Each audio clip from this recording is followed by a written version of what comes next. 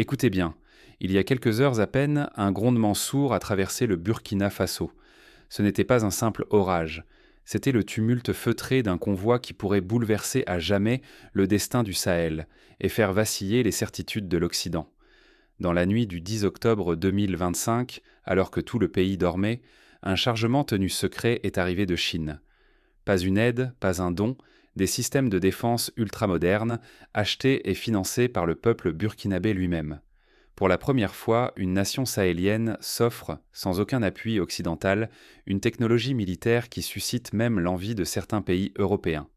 Le coût dépasse 250 millions de dollars. Ce chiffre n'est pas qu'une somme, c'est un manifeste de souveraineté. L'argent provient du Fonds national, nourri par les ressources du pays, sans prêts ni dons étrangers. Le Burkina Faso n'accepte plus d'armes usées. Il choisit de défendre seul son territoire, sa richesse, sa dignité. Ce qu'on voit, c'est la rupture avec la dépendance. Si cette initiative échoue, le Sahel risque de retomber dans les chaînes de la dette et du contrôle. Mais si elle réussit, l'équilibre des forces en Afrique bascule. Le destin de générations entières se joue peut-être ici, maintenant. Mais pour saisir l'ampleur de cette nuit, il faut d'abord comprendre comment l'ancien ordre a été imposé au continent. Revenons sur les mécanismes qui ont enchaîné l'Afrique à la dépendance et à la domination extérieure. Comprendre ce passé éclaire le défi que relève aujourd'hui le Burkina Faso. Pourquoi la France et ses alliés ont-ils toujours interdit à l'Afrique l'accès aux armes les plus modernes? La réponse se niche au cœur d'un système vieux de plusieurs décennies où l'Occident garde le contrôle total de la sécurité et de la finance en Afrique. Pendant des dizaines d'années, la France, les États-Unis et l'Europe ont livré à l'Afrique des équipements militaires dépassés. Ces armes venaient avec des conditions: accepter des bases étrangères ou obéir à certaines consignes politiques. Jamais les outils pour une autonomie réelle. Officiellement, il s'agissait de stabilité régionale ou de lutte contre le terrorisme. Mais en coulisses, l'objectif était limpide: maintenir une dépendance stratégique. Les États africains restaient fragiles, obligés de réclamer de l'aide, toujours sous tutelle occidentale. La finance était l'arme la plus puissante. Par le FMI, la Banque mondiale et des prêts assortis d'interminables réformes, l'Afrique a été enchaînée à une dette perpétuelle. On appelait cela coopération. En réalité, c'était souvent une nouvelle forme de servitude. Tant que Paris, Washington ou Bruxelles géraient la sécurité et l'économie, l'Afrique ne pouvait ni défendre ses frontières, ni protéger ses richesses. Ce schéma entretenait l'instabilité et justifiait le pillage continu des minerais, du pétrole, de l'or. Fermer les yeux sur cette histoire, c'est accepter que le cycle de domination se répète sans fin. Mais aujourd'hui, quelque chose a basculé au Sahel. Pour la première fois, un pays ose briser ce cercle vicieux. Le Burkina Faso vient de franchir une étape qui pourrait bouleverser tout l'équilibre du continent. Comment le capitaine Traoré a-t-il osé briser le vieux tabou du mendiant africain? Un seul mot: souveraineté. Pour la première fois, au Sahel, un chef d'État refuse l'aide occidentale et toute dette déguisée en assistance. À Ouagadougou, la voix de la dignité tonne: nous n'avons plus besoin de vos armes fatiguées ni de vos conseils empoisonnés. En 2024, le Burkina Faso crée un fonds national de défense, garanti par l'or du pays. Financé par l'effort collectif, il permet d'affronter le terrorisme sans tendre la main à l'étranger. L'armée cesse de quémander. Elle devient le bras armé de la souveraineté économique. Grâce à ce fonds, le Burkina Faso s'équipe. Blindé VN-22 Bravo, lance-roquettes SR-5, système de commandement WZ-551. Des outils de dissuasion et de coordination réservés, jusque-là, aux grandes puissances. La transformation est fulgurante: mobilité, précision, puissance. L'armée burkinabé impose désormais le tempo. Ce modèle, enraciné dans la maîtrise des ressources nationales, montre qu'il est possible de briser la tutelle occidentale sur la sécurité du Sahel. Mais la moindre défaite pourrait tout anéantir. Le Burkina Faso joue son honneur, l'Afrique son avenir. Dans l'ombre, les regards inquiets se multiplient, à Paris comme à Washington. La riposte ne tardera pas.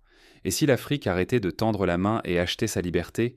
Imaginez, les États africains décident eux-mêmes du sort de leur or, de leur pétrole, de leur uranium. Au Sahel, ce rêve prend forme. Le Burkina Faso investit ses propres ressources pour acquérir des systèmes de défense chinois de dernière génération. Face à l'humiliation occidentale, la Russie et la Chine proposent autre chose. Elles offrent non seulement une technologie avancée, mais aussi le respect de la souveraineté. Pour la première fois, des partenaires puissants affirment: Vous n'êtes pas condamnés à nos armes usées, ni à nos dettes. Nous croyons en votre puissance.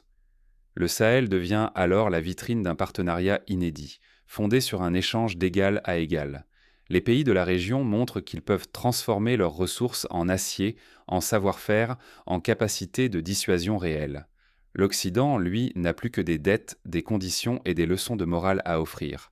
À l'Est, la Russie et la Chine avancent un modèle radical.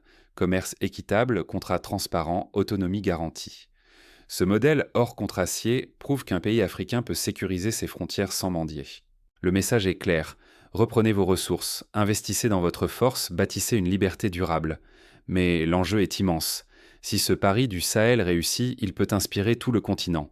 Mais s'il échoue, l'Afrique risque de s'enfoncer encore dans la dépendance et la soumission. Une question demeure, qui sera prêt à suivre l'exemple du Burkina Faso? Le jeu d'influence internationale ne fait que commencer. Voici comment l'effet domino de la souveraineté peut s'enclencher, nation après nation. Ce que le Burkina Faso vient d'accomplir n'est pas un exploit isolé. C'est un signal. Chaque pays africain peut suivre cet exemple. Première règle, investir d'abord la richesse nationale dans la sécurité, pas dans la dette. Chaque franc, chaque gramme d'or consacré à des systèmes de défense modernes construit un rempart solide contre l'ingérence étrangère. Ensuite, il faut choisir ses partenaires avec discernement. Négocier seulement avec ceux qui respectent l'autonomie africaine, qui apportent technologie et respect, jamais des prêts empoisonnés ou des armes dépassées. Cela veut dire imposer ses propres conditions, exiger le meilleur, refuser de céder son avenir contre de fausses promesses. La souveraineté ne doit plus rester un slogan. Elle doit devenir une stratégie concrète, économique et militaire. Cela passe par la création de fonds nationaux de défense, l'utilisation des ressources locales pour acquérir des équipements de pointe et la construction d'alliances qui élèvent la voix africaine sur la scène mondiale. Pour réussir, il faut refuser la mentalité du mendiant. Cesser de demander, cesser de vendre l'avenir contre des illusions. Le Burkina Faso vient de prouver, on peut acheter sa liberté avec sa propre richesse, imposer le respect par la force de ses choix. Mais l'enjeu est immense.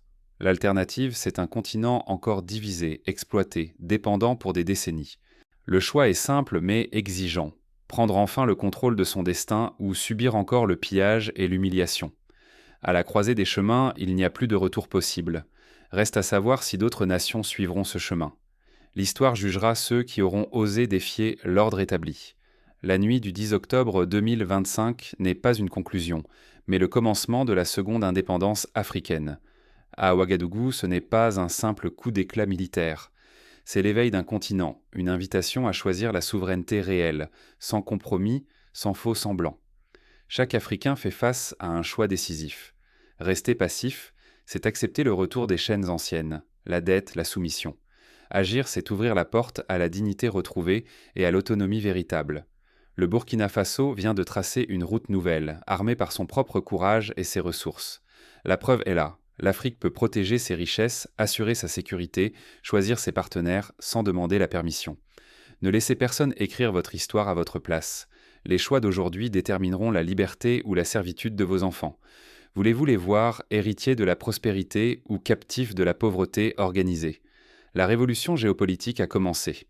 L'heure est à l'action, à l'audace. À chaque citoyen de défendre l'autonomie africaine, d'innover, d'agir. Ce n'est pas un rêve lointain, mais l'appel du continent entier. Refusez l'inaction, saisissez la souveraineté. Le futur de l'Afrique se décide aujourd'hui.